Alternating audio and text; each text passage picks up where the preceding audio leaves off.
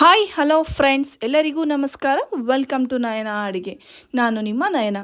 ಬನ್ನಿ ಫ್ರೆಂಡ್ಸ್, ಇವತ್ತು ಈಸಿಯಾಗಿ ಆ್ಯಂಡ್ ಟೇಸ್ಟಿಯಾಗಿ ಯಾವುದೇ ಸಾಸ್ ಇಲ್ಲದೆ, ಟೇಸ್ಟಿಂಗ್ ಪೌಡರ್ ಇಲ್ಲದೆ, ಕ್ವಿಕ್ಕಾಗಿ ಹೇಗೆ ಒಂದು ಎಗ್ ರೈಸ್ನ ಸಿಂಪಲಾಗಿ ಮಾಡೋದು ಅಂತ ನಾನು ತೋರಿಸ್ಕೊಟ್ಟಿದ್ದೀನಿ. ಸಿಂಪಲಾಗಿ ಹೊಸ ಮೆಥಡಲ್ಲಿ ನೋಡಿ. ಇದೇ ರೀತಿಯಾಗಿ ನೀವು ಕೂಡ ಮಾಡಿ. ಅದಕ್ಕೆ ಯಾವ್ಯಾವ ಇಂಗ್ರೀಡಿಯೆಂಟ್ಸ್ ಬೇಕು ಅಂತ ನೋಡೋಣ. 3 ಮೀಡಿಯಮ್ ಈರುಳ್ಳಿ, ಸ್ವಲ್ಪ ಶುಂಠಿ ಬೆಳ್ಳುಳ್ಳಿ ಪೇಸ್ಟ್, ಒಂದು 5ರಿಂದ 6 ಹಸಿಮೆಣಸಿನ್ಕಾಯಿ, ಒಂದು ಮೀಡಿಯಮ್ ಟೊಮ್ಯಾಟೊ, ಒಂದು ಮೀಡಿಯಮ್ ಕ್ಯಾಪ್ಸಿಕಮ್ ಮತ್ತು ಕೊತ್ತಂಬರಿ ಕರಿಬೇವನ್ನು ನಾನು ತೊಗೊಂಡಿದ್ದೀನಿ. ಈಗ ನೋಡಿ, ಒಂದು ಬಾಣಲಿಗೆ ನಾನು ಒಂದು 4ರಿಂದ 5 ಸ್ಪೂನ್ ಆಗುವಷ್ಟು ಎಣ್ಣೆನ ಸೇರಿಸ್ಕೊಂಡು ಅದಕ್ಕೆ ಒಂದು ಸ್ವಲ್ಪ ಕರಿಬೇವನ್ನು ಸೇರಿಸ್ಕೊತಾ ಇದ್ದೀನಿ.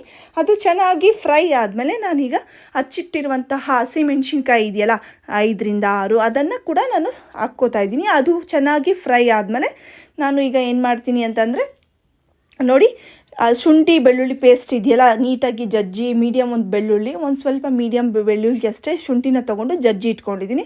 ಅದನ್ನು ಹಾಕಿ ಚೆನ್ನಾಗಿ ಫ್ರೈ ಮಾಡಿ, ಈಗ ಈರುಳ್ಳಿನ ಹಚ್ಚಿಟ್ಟಿರುವಂಥದ್ದು ನಾನು ಸೇರಿಸ್ಕೊತಾ ಇದ್ದೀನಿ. ಚೆನ್ನಾಗಿ ಹಾಕಿ ಅದಕ್ಕೆ ಫ್ರೈ ಮಾಡ್ಕೋಬೇಕಾಗುತ್ತೆ. ಚೆನ್ನಾಗಿ ಫ್ರೈ ಆದಮೇಲೆ ನೋಡಿ, ಈ ರೀತಿಯಾಗಿ ಫ್ರೈ ಆದಮೇಲೆ ನಾನು ಟೊಮ್ಯಾಟೊ, ಒಂದು ಮೀಡಿಯಮ್ ಟೊಮ್ಯಾಟೊ ಹಚ್ಚಿರುವಂಥದ್ದು ಸಣ್ಣಗೆ, ಅದನ್ನು ಕೂಡ ನಾನೀಗ ಸೇರಿಸ್ಕೊತಾ ಇದ್ದೀನಿ. ನೋಡಿ, ಈಗ ಒಂದು 2 ಸ್ಪೂನ್ ಜೀರಿಗೆನ ನಾನು ಕುಟ್ಟಿ ಪುಡಿ ಮಾಡಿ ಇಟ್ಟಿದ್ದೆ, ಅದನ್ನು ಕೂಡ ನಾನು ಈಗ ಸೇರಿಸ್ಕೊಂಡು ಚೆನ್ನಾಗಿ ಫ್ರೈ ಮಾಡ್ತಾಯಿದ್ದೀನಿ.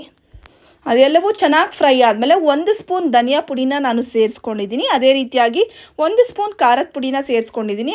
ಅದೇ ರೀತಿಯಾಗಿ ರುಚಿಗೆ ತಕ್ಕಷ್ಟು ಉಪ್ಪನ್ನು ನಾನು ಹಾಕ್ಕೊಂಡಿದ್ದೀನಿ. ರುಚಿಗೆ ಉಪ್ಪು ನೋಡಿ ಹಾಕ್ಕೊಳ್ಳಿ. ಮತ್ತು ಒಂದು ಅರ್ಧ ಚಮಚದಷ್ಟು ಅರಿಶಿನ ಕೂಡ ನಾನು ಸೇರಿಸ್ಕೊಂಡಿದ್ದೀನಿ. ಚೆನ್ನಾಗಿ ಹಸಿ ವಾಸನೆ ಹೋಗೋವರೆಗೂ ಚೆನ್ನಾಗಿ ಫ್ರೈ ಮಾಡ್ಕೊಳ್ಳಿ. ಫ್ರೈ ಆದಮೇಲೆ ಒಂದು 6 ಮೊಟ್ಟೆ ನಾನು ತೊಗೊಂಡಿದ್ದೆ, ಒಂದು 3ರಿಂದ 4 ಜನಕ್ಕಾಗೋದಕ್ಕೆ. ನೋಡಿ, ಅದೇ ಮೊಟ್ಟೆನ ನಾನು ನೀಟಾಗಿ ಒಂದು ಹಾಗೆ ಒಡೆದು ಹಾಕಿದ್ದೀನಿ. ಒಡೆದು ಹಾಕ್ಕೊಂಡು ಚೆನ್ನಾಗಿ ಫ್ರೈ ಮಾಡಿದ್ದೀನಿ ನಾನು. ಸ್ವಲ್ಪ ಹೆಚ್ಚಾಗಿ ಮೊಟ್ಟೆ ಬೇಕು ಅನ್ನೋರು ಒಂದು 5 ನಿಮಿಷ ಫ್ಲೇಮ್ ಕಡಿಮೆ ಇಟ್ಟು ಬೇಯಿಸ್ಕೊಳ್ಳಿ. ಆಗ ಚೆನ್ನಾಗಿ ಮೊಟ್ಟೆ ಬರುತ್ತೆ. ನನಗೆ ಬೇಡ ಅಂತ, ನುಣ್ಣಗೆ ಇರಲಿ ಅಂತ ನಾನು ಈ ರೀತಿಯಾಗಿ ಮಾಡಿದ್ದೀನಿ. ನೋಡಿ, ಅದಕ್ಕೆ ಈಗ ನಾವು ಮಾಡಿಟ್ಟಿರುವಂತಹ ರೈಸ್ ಇದೆಯಲ್ವಾ, ಅದನ್ನು ನಾನು ಸೇರಿಸ್ಕೊಂಡು ಚೆನ್ನಾಗಿ ರೆಡಿ ಆಗಿದೆ ನೋಡಿ ಎಗ್ ರೈಸು. ಇದೇ ರೀತಿಯಾಗಿ ಈಸಿ ಆ್ಯಂಡ್ ಟೇಸ್ಟಿ ರೆಸಿಪೀಸ್ಗೋಸ್ಕರ ನಯನ ಅಡುಗೆ ಚಾನಲ್ನ ಫಾಲೋ ಮಾಡಿ, ಲೈಕ್ ಮಾಡಿ, ಶೇರ್ ಮಾಡಿ, ಸಬ್ಸ್ಕ್ರೈಬ್ ಮಾಡಿ. ಫ್ಯಾಮಿಲಿ ಫ್ರೆಂಡ್ಸ್ಗೂ ಕೂಡ ಇದನ್ನು ಶೇರ್ ಮಾಡಿ. Thank you, bye.